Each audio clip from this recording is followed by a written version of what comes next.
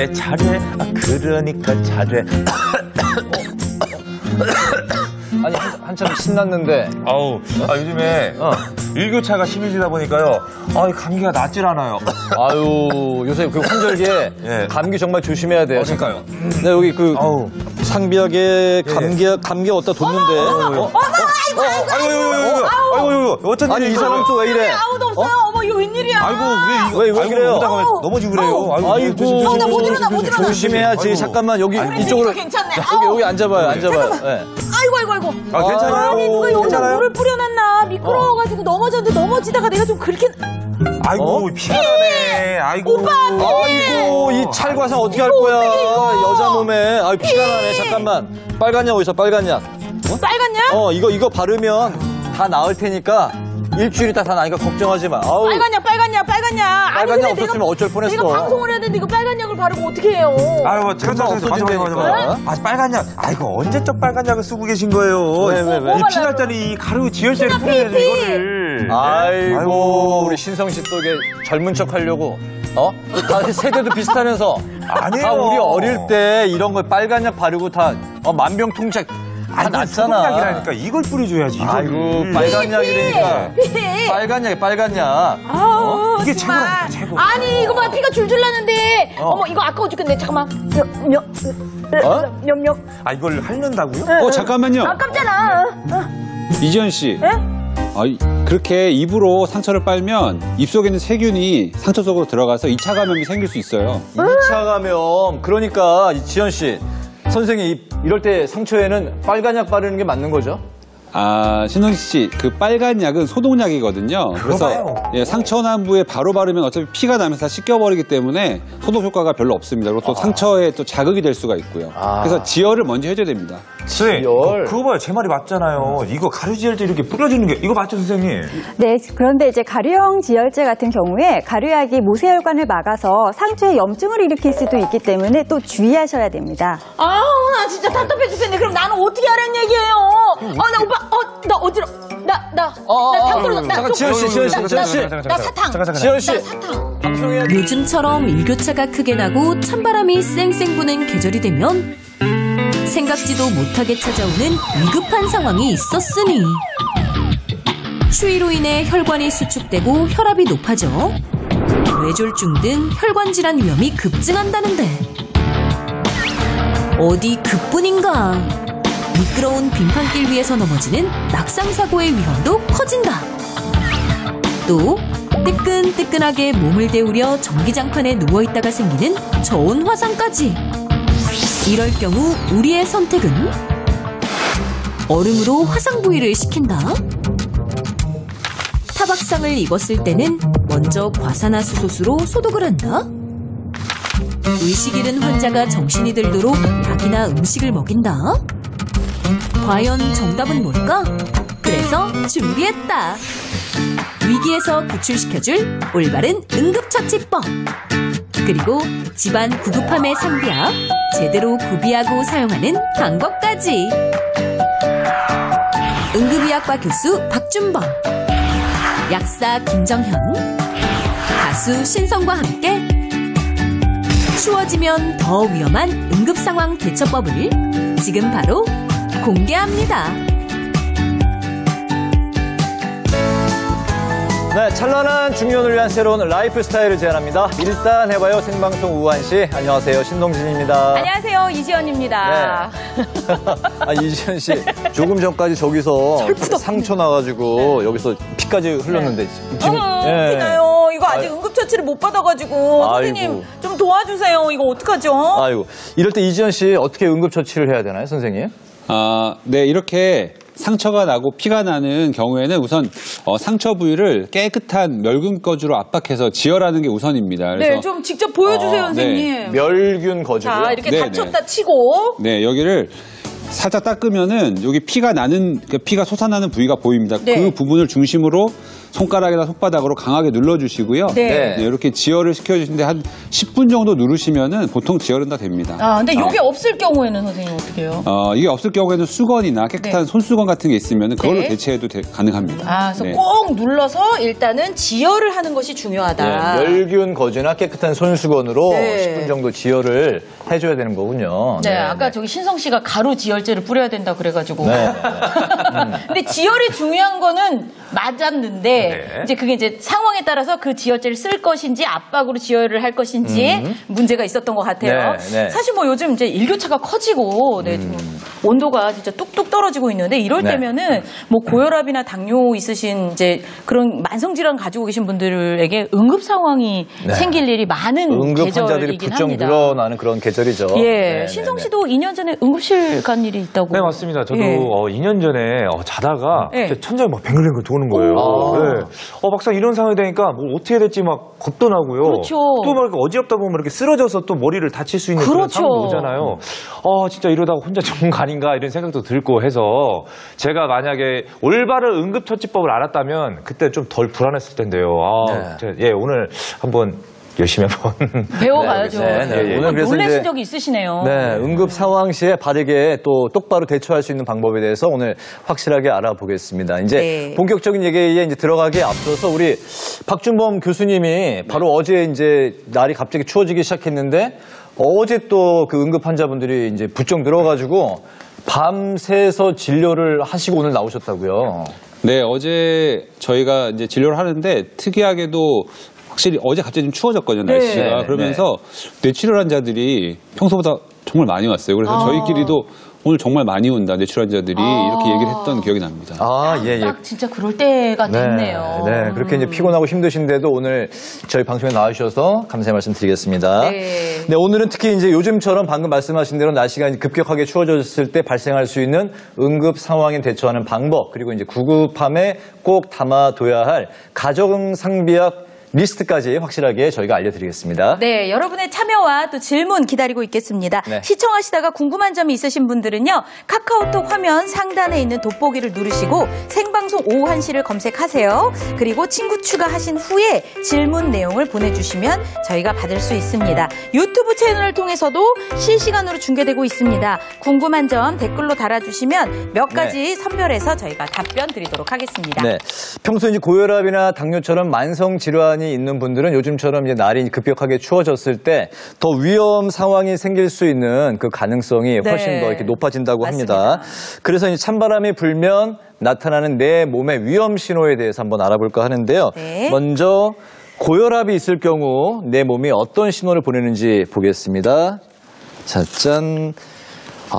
두통, 뒷골이 당기는 증상이 30분 이상 지속된다고 돼 있네요, 선생님.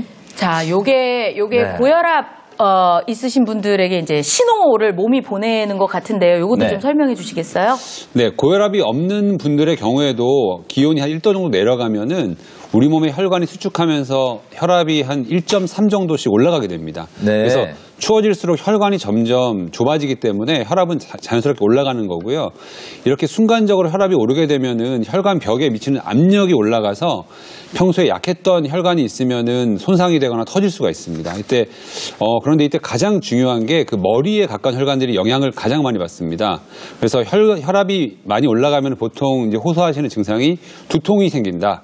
뒷목이 뻣뻣하다, 뭐 쓰러질 것 같다 이런 증상을 느끼시는데 대부분은 아마 집에서 좀 안정을 취하시면 혈압은 내려갑니다. 자연스럽게. 하지만 이제 두통이나 뒷골 당기는 증상이 한 30분 이상 지속된다고 하시면은 그때는 가까운 병원을 찾아서 혈압을 확인하시고 만약에 그때도 혈압이 높다면은 뭐 주사제나 아니면 먹는 약을 통해서 혈압을 낮추는 게 필요할 수 있습니다. 네. 이게 진짜 기온 1도만 내려가도 혈압이 쉽게 높아진다고 하니까 요즘처럼 이제 일교차가 굉장히 심하잖아요. 정말 주의해야 될 것 같아요. 일단 보고 계신 우리 시청자분들 중에도 고혈압 환자가 있으시다면 요즘 같은 때 조심하십시오. 맞아요. 네, 맞습니다. 네. 네, 그 평소에 갑작스러운 혈압 상승을 예방하기 위해서는 이제 체온을 유지하는 게 중요한데요. 그 중에서도 이제 아까 말씀드린 머리 부위에 굉장히 위험할 수 있거든요. 그래서 사실 외출하실 때는 모자를 좀 따뜻한 털모자를 쓰시면은 네네. 도움이 되고요. 네. 또 눈까지 씌우면 됩니까? 눈을 쓰시면 넘어지시니까요. 조금 올릴까요? 앞으로 봐야죠.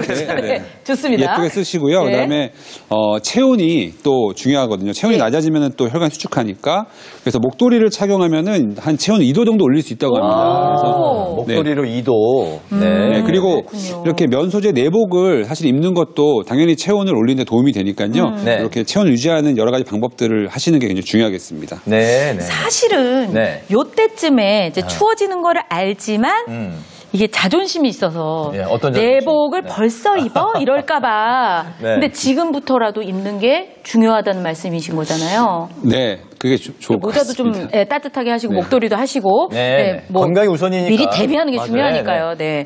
자, 그럼 찬바람이 불면 나타나는 내 몸의 위험 신호 이번에는 뇌혈관 질환에 대해서 좀 확인해 보도록 하겠습니다. 네, 어떤 신호를 보낼까요? 심한 두통, 구역질, 구토, 어지러움 증상이 나타난다고 돼 있네요. 예, 요거는요. 네, 응급실에 찾아오시는 분들이 이제 스토리를 딱 들어보면 흔히 이렇게 얘기하세요. 아버님이 아침 운동을 다녀오셨는데 네. 갑자기 식사하시고 머리가 좀 아프다.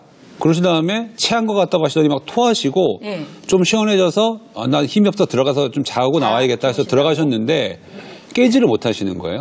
깨어보니까. 그래서 이제 119 신고해서 오시는 경우가 많거든요. 그래서 방금 말씀드린 케이스에서 이제 뇌출혈 증상이 몇 가지 있는데 첫 번째는 아침 운동하시고 다녀와서 토하신 거는 사실은 뇌출혈 때문에 머리에 이제 뇌압이 높아져서 발생하는 증상입니다. 그리고 보통은 이제 두통을 동반해서 구토를 하는 경우도 뇌출혈을 강하게 의심해야 되고요. 또 이제 힘이 없어서 주무시러 들어가셨다 하는 것도 역시 의식이 이제 전혀 떨어지는 그런 사인일 수가 있습니다. 앞서 말씀드렸지만은 기온이 1도 떨어질 때마다 혈압도 이제 따라서 올라간다고 말씀을 드렸는데 네. 우리 몸에 이제 대부분의 혈관들이 이제 추위에 노출됐다고 터지지는 않거든요.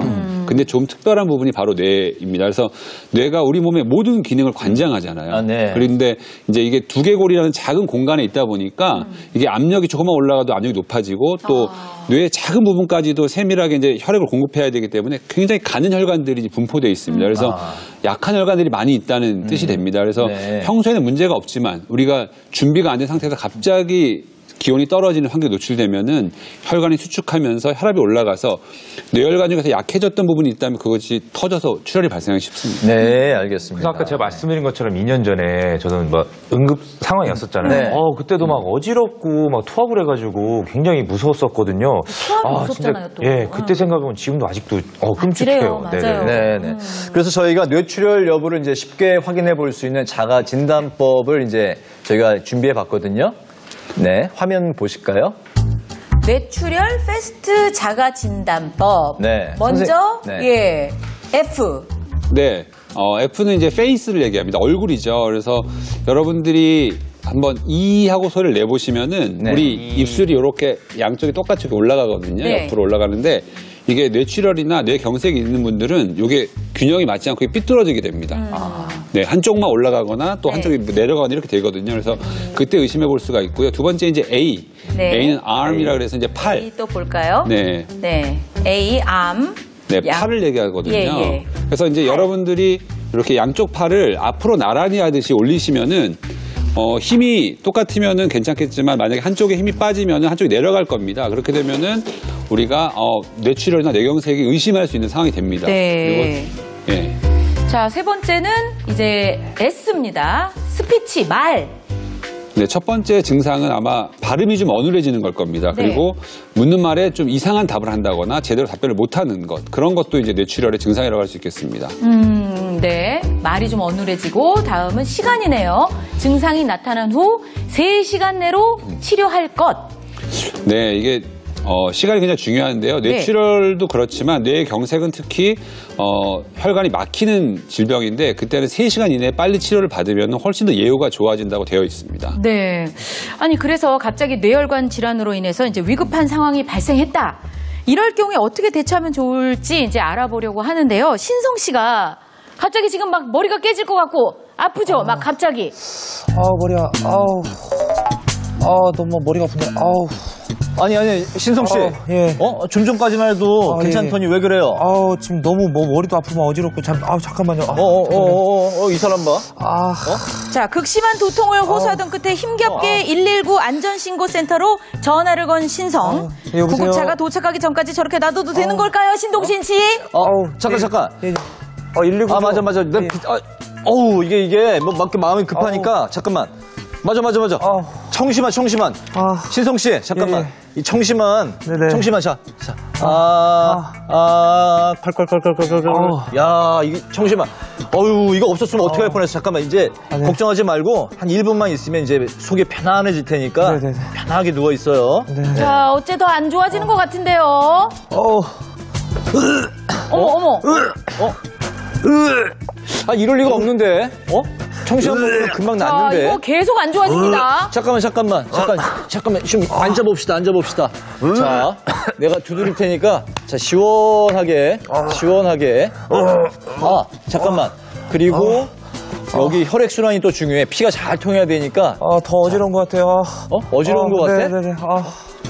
자, 저희가 지금 응급 상황을 봤는데요. 이거 점점 안 좋아지는 모습을 봐서는 이게 큰일 나는 게 아닌가 싶은데 신동진 씨가 신성 씨에게 응급처치 상황 잘 지금 처치를 한 건가요? 네, 아닙니다. 아닌가요? 처음에 신동진 아나운서께서 네. 의식이 혼미한 신성 씨에게 네. 우황청심원을 먹이셨는데 이게 잘못된 건가요? 굉장히 위험한 행동입니다.